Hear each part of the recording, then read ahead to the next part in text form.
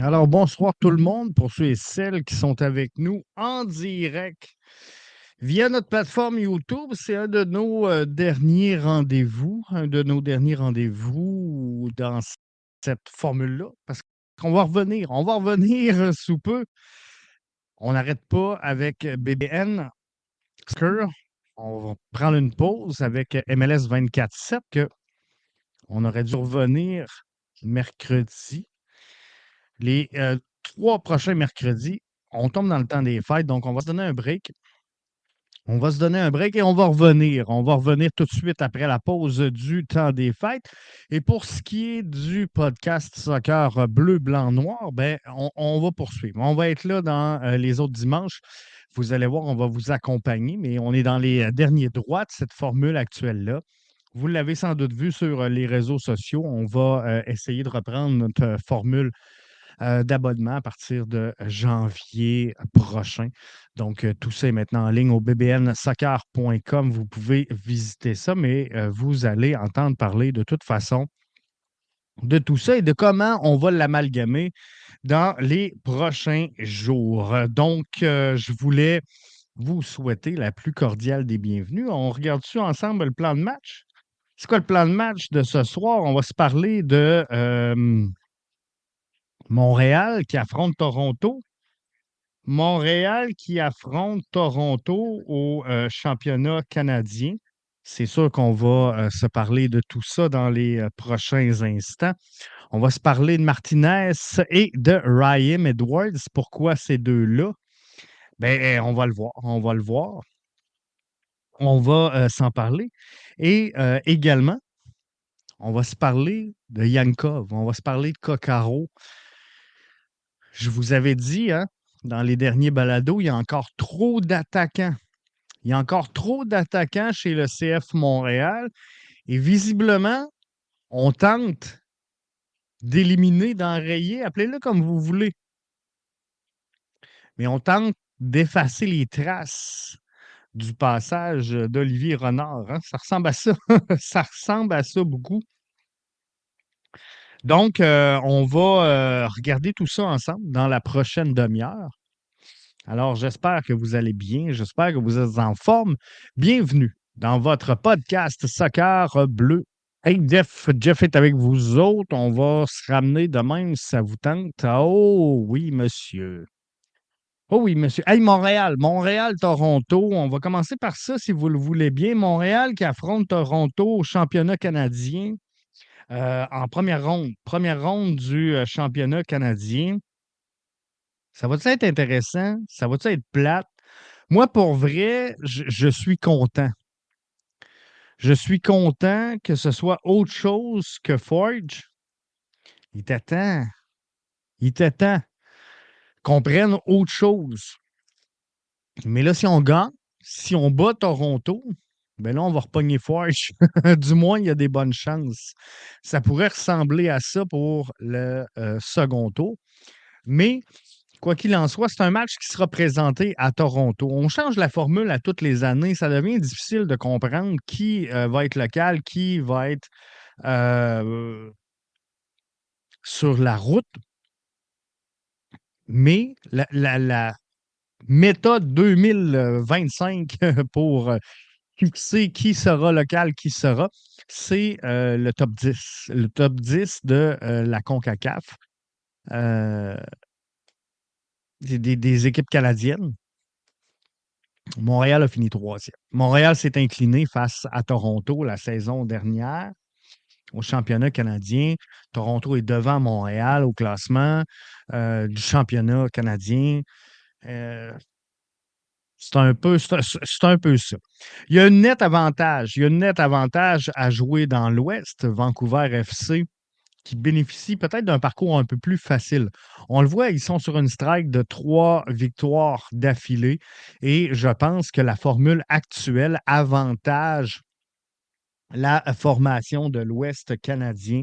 Donc, ce sera à voir. Mais le bleu, blanc, noir va évoluer donc face à Toronto pour cette première ronde et va prendre le gagnant de Forge. Je ne veux pas vous dire n'importe quoi. Est-ce que Forge a pris Les Wanderers, je ne suis pas certain. Je vais juste aller regarder parce que me semble que je l'avais noté. Donc, on va aller regarder ça ensemble, mais il me semble que j'ai cette information-là ici. Donc, Forge joue contre les Halifax, c'est bien ce que j'avais dit. Donc, le gagnant de Toronto FC et du 11 montréalais va affronter le gagnant entre Forge FC et Halifax, les Wanderers. Donc, ça va être intéressant à suivre. Atlético devrait l'emporter normalement si les choses sont respectées. C'est 90 minutes, le ballon est rond pour tout le monde. Il peut y avoir des surprises, il peut se passer plein de choses. Mais ça sera intéressant. Ce qui va être intéressant, c'est de suivre également le FC Laval qui va évoluer face à York United FC. Donc, ça va être intéressant. Mais, tu sais, de l'autre côté, tu as Vancouver qui attend le gagnant de Valour et de TSS Rover.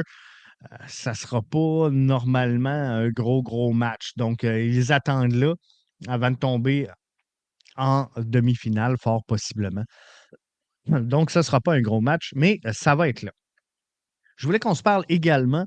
Joseph Martinez, Ryan Edwards font partie d'une liste select. On dit souvent qu'à Montréal, on n'a pas de joueurs. On dit souvent qu'à Montréal, c'est un peu n'importe quoi, l'alignement de cette formation-là, que le club dépense très peu versus les autres formations du circuit. Mais le bleu, blanc, noir, aujourd'hui, peut se vanter d'avoir 2 joueurs sur la liste de la MLS des 10 agents libres les plus intéressants à surveiller au cours de cette entre-saison-là.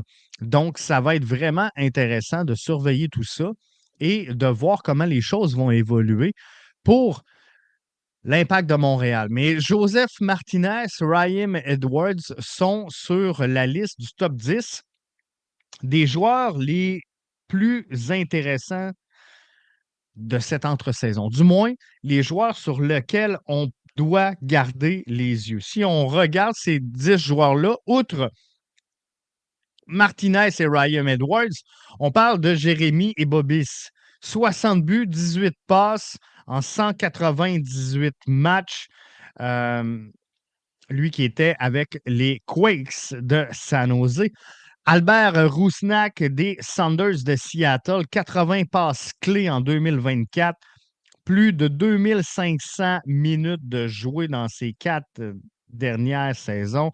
Jack Elliott, c'est 2,31 buts ajoutés en 2024, 19 107 minutes jouées en carrière MLS, donc défenseur de l'Union de Philadelphie qui sera à surveiller. Jesus Murillo, LAFC, défenseur également, All-Star 2021, 88e percentile dans les tacles décernés en 2024. Johnny Russell, lui, je l'aimerais. Moi, personnellement, c'est le CF Montréal, puis je vous l'ai dit, hein, moi, j'aurais signé Tim Melia et Johnny Russell si j'étais le CF Montréal. 60 buts, 40 passes, 258 passes clés en 196 apparitions MLS de saison régulière.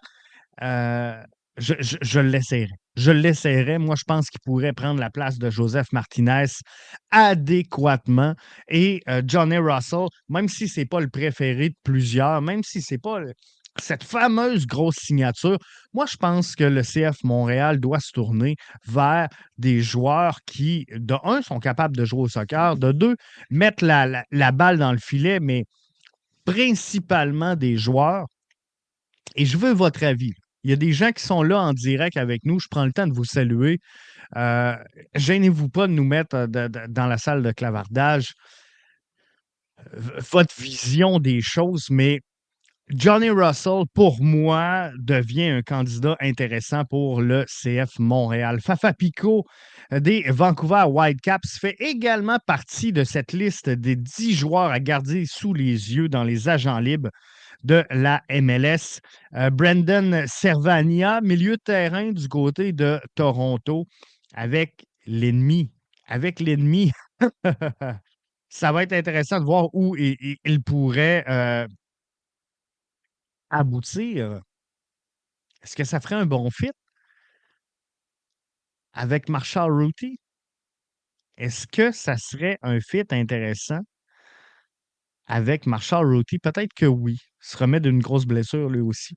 Jackson Hill des Quakes de San Jose fait partie de cette liste-là. Et comme je vous ai dit, représentant le bleu, blanc, noir, Ryan Edwards, qui est deuxième dans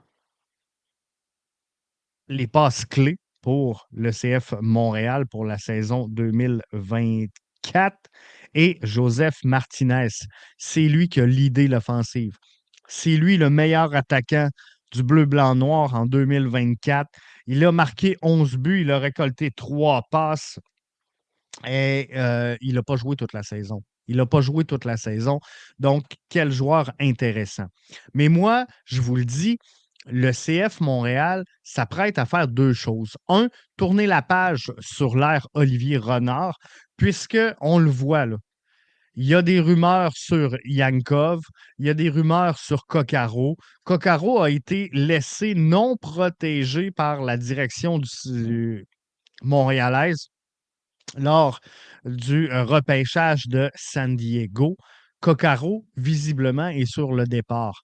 Yankov, lorsqu'on sort des rumeurs aussi avancées, il est sur un départ également. Je vous avais mentionné dans le balado ici, il y a trop d'attaquants à Montréal et on va continuer de vider le club avant de le remplir. Et savez-vous quoi? Le CF Montréal se prépare à faire deux choses. Un, tourner la page sur l'ère Olivier Renard avec, il y a plusieurs joueurs de l'ère Olivier Renard qui partent. Sunusi pourra en être un également. Mais je vous ai dit, il y a trop d'attaquants présentement chez le CF Montréal. On est en train de le démontrer avec tout ce qui se passe au sujet de Coccaro.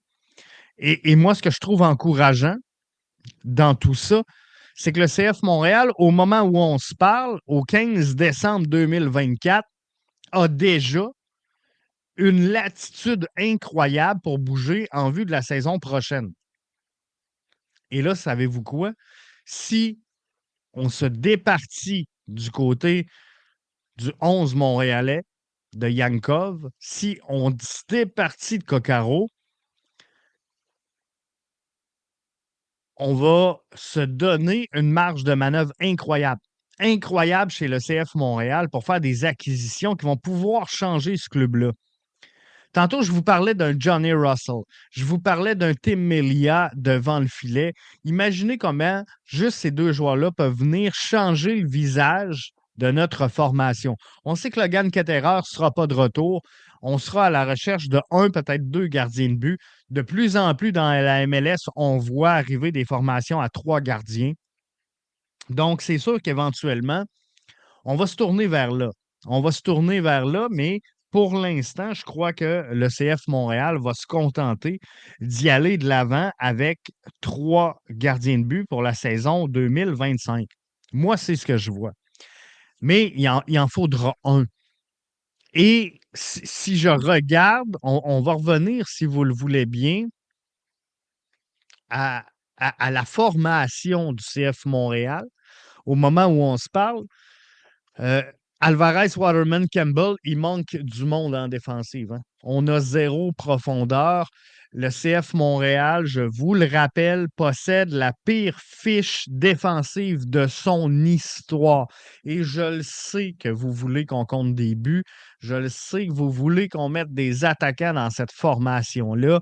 Mais la réalité, lorsqu'on regarde et qu'on analyse la saison 2024,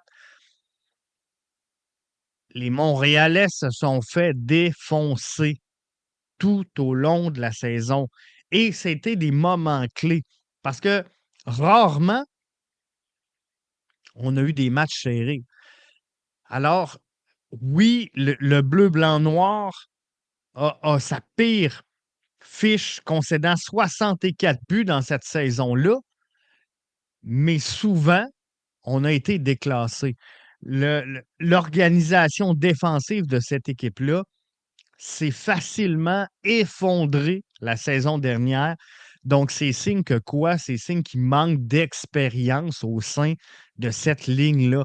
Et c'est pas Joel Waterman qui, avant d'arriver à Montréal, n'avait que comme expérience la première ligue canadienne. C'est pas lui qui va devenir le plus grand leader de l'histoire de la concession à cette ligne-là. Il est un joueur important. Il est un joueur qui pourrait être titulaire dans quelques formations à travers le circuit. Je ne vous dis pas dans toutes les équipes. Je ne vous dis pas que Joel Waterman est un MLS MVP. Euh, on n'est pas là, là. Comprenez-moi bien. Ce que je vous dis, c'est que Waterman est, au moment où on se parle, le meilleur élément défensif du CF Montréal et il serait capable de percer la titularisation de quelques formations à travers la MLS. C'est vrai. Par contre, ça ne sera pas le général qu'on attend. Ça ne sera pas. Il faut ajouter de l'expérience parce que si tu veux pousser ces joueurs-là, si tu veux les faire avancer, les faire progresser, tu ne peux pas le faire développer avec un Campbell et avec un Alvarez. Il lui faut une solidité défensive qu'on n'a pas.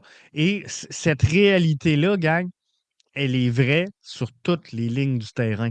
Jonathan Sirois ne peut pas progresser si son seul challenge, c'est Sébastien Breza. Comprenez que c'est impossible de faire progresser Jonathan Sirois lorsque tu te regardes, tu te revires vers le banc et la seule option que tu as à portée de main s'appelle Sébastien Breza. Donc, un Tim Melia qu'on pourrait signer qui pourrait être disponible vient régler ce problème-là.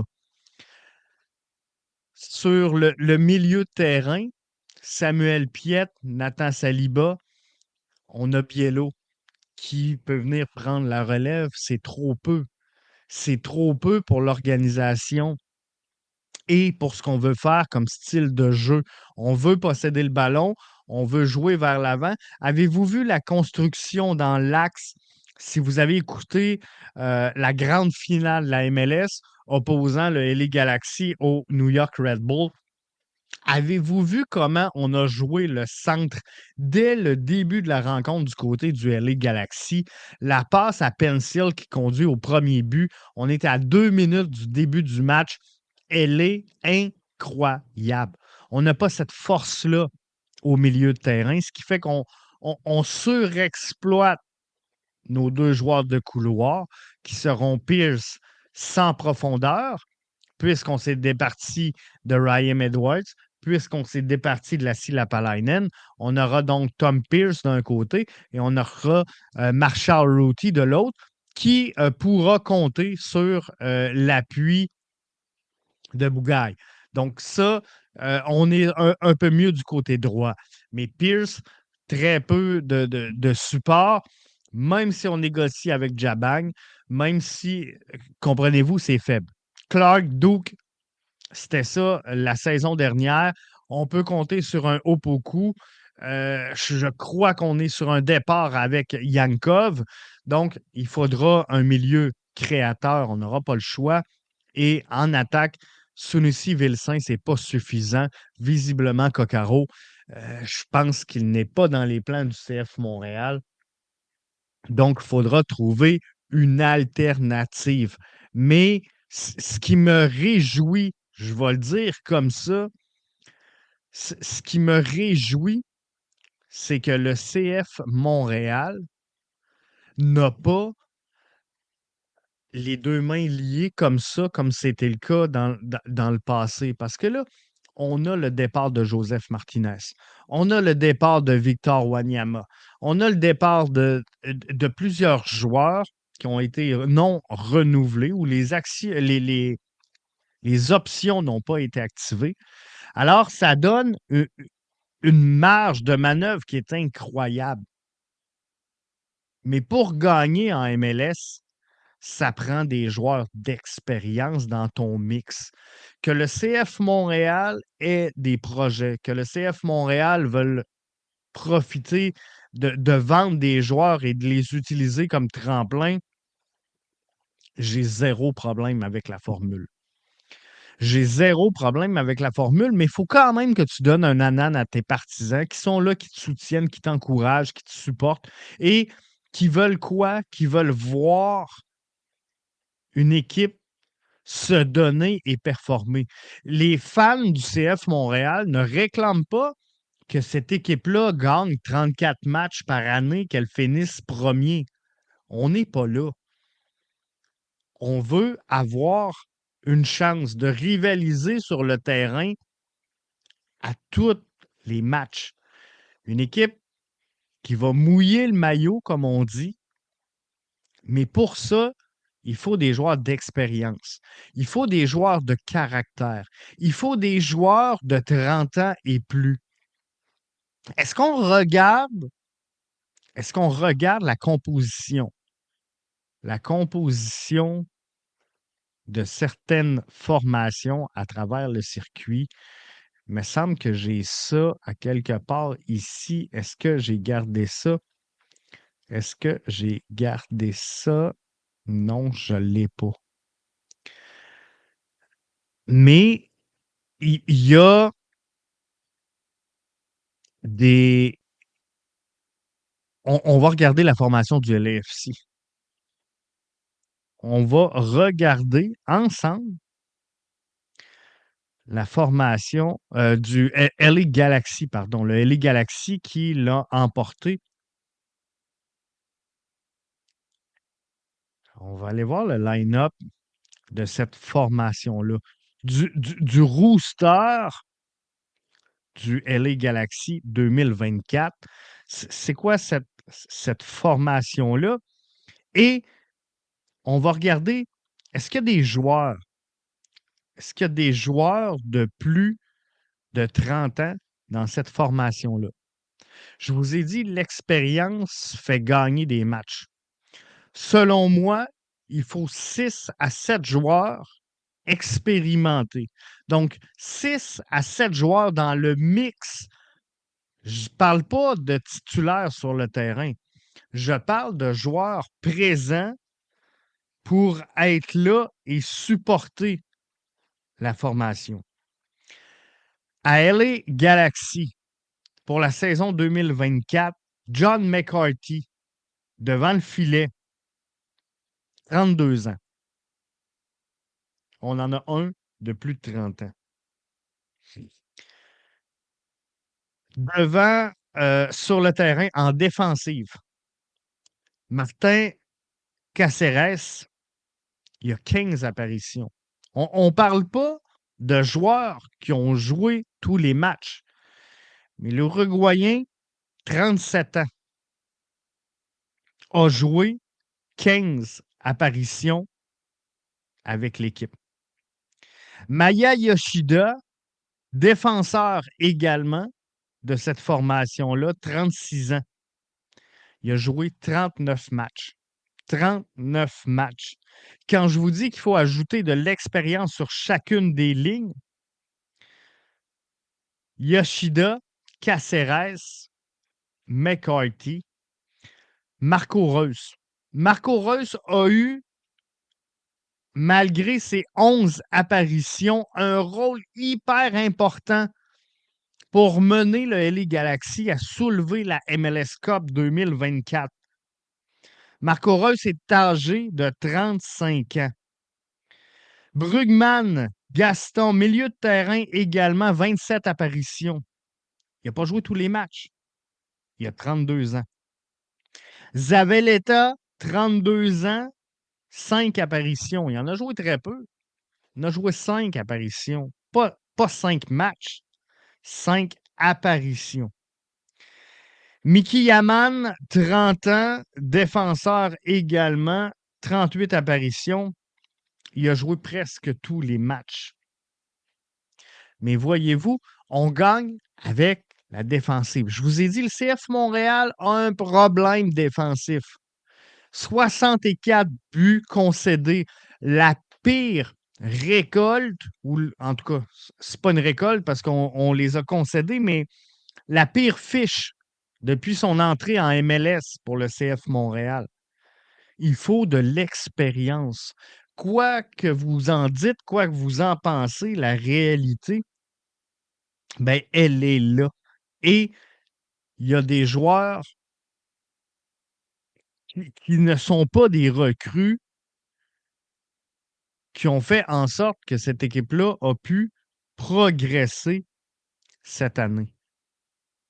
Gabriel Peck, à 23 ans, c'est un green. On s'entend. Mais avec un Pencil qui en a 26, ben, ça vient l'aider également. Avec un Marco Reus, ça vient l'aider. Avec un Joveljic à 25 ans, le mix est bon, comprenez-vous? On a des jeunes, on a des pépites, des joueurs qui, sans aucun doute, vont être revendus sur le marché international. C'est là que je vous dis que j'ai aucun problème avec la stratégie du CF Montréal de recruter et de vendre des joueurs. J'ai pas de trouble, c'est la formule qu'il faut pour connaître le succès. Mais la formule également pour connaître le succès, c'est d'avoir des joueurs d'expérience. On a 3 joueurs pour l'édition 2024 chez l'Impact de Montréal qui a 30 ans et plus. Ketterer, Martinez, Wanyama, les 3 ne font plus partie de l'organisation au moment où on se parle. Donc, il faudra signer de l'expérience. Donc, quand je vous dis que je veux un Tim Melia, quand je vous dis que je veux un Johnny Russell, quand je vous dis que je veux, par exemple, un Kai Kamara ou encore je me suis fait chicaner là, parce que je voulais un défenseur pas Hernandez, le nom m'échappe là, parce que je veux le dire, mais c'est pas important, mais il faut de l'expérience au sein de cette formation-là. Le CF Montréal, je vous le dis, a de la marge de manœuvre incroyable pour construire son effectif. Le calendrier sort dans 4-5 dodo. On est dans une fenêtre de signature d'agents libres. Le CF Montréal doit bouger dès maintenant. Le CF Montréal doit être actif maintenant, avant les fêtes. Olivier Brett s'attendait à un mouvement avant les fêtes. Moi, je vous dis, non seulement je m'attends à un mouvement avant les fêtes, c'est impératif. Le CF Montréal va entamer son nouveau calendrier dès le début du mois de janvier. Avec le camp d'entraînement, la remise en forme, on n'a pas de staff d'entraîneur. On ne connaît pas encore si tous les joueurs acquittés ont quitté et on a annoncé très, très peu de signatures chez le CF Montréal. Alors, il faut absolument que le CF soit actif rapidement. Finisse de vider l'effectif, commence à entrer de nouveaux joueurs. Ils n'auront pas le choix. On a le super draft qui s'en vient. Il y a plein de choses qui s'en viennent dans les prochains jours. C'est pour ça qu'on ne fera pas relâche. On ne fera pas relâche du balado pour vous tenir informé de tout ça. Mais ça s'en vient. Ça s'approche. Mais moi, je vous dis, ma vision des choses, le CF Montréal va continuer à se vider un peu et on va commencer à annoncer là, les joueurs à partir du moment où on va savoir toute la marge de manœuvre et tous les besoins qu'on a. Ça serait un mauvais move pour vrai, présentement, de signer des joueurs sans être certain que ceux qui sont là présentement sont à 100% de retour. Comprenez-vous que si on signe un gardien de but, on signe des défenseurs, on signe personne en avant, pouf, on perd Coccaro, on perd Yankov, on est dans le trouble. Fait qu'on est aussi bien de perdre Coccaro, de perdre Yankov, puis après de dire, OK, là, on a une bonne marge de manœuvre, on connaît bien les besoins globaux de cette formation-là, alors on va y aller avec ça. Moi, je pense que c'est ce qu'il faut faire. Merci d'avoir été là. On s'en reparle dimanche prochain. On va revenir à notre case horaire habituelle, qui est dimanche midi. Donc, on se retrouve là et suivez-nous sur les réseaux sociaux. Là. On va commencer à vous annoncer comment ça va se dérouler la saison 2025 de BBN Soccer. Ça s'en vient. On vous a mis ça en place. Là. On est en train de peaufiner. Il reste encore quelques petites choses à régler, mais ça va être intéressant. Merci d'avoir été là ce soir. À plus.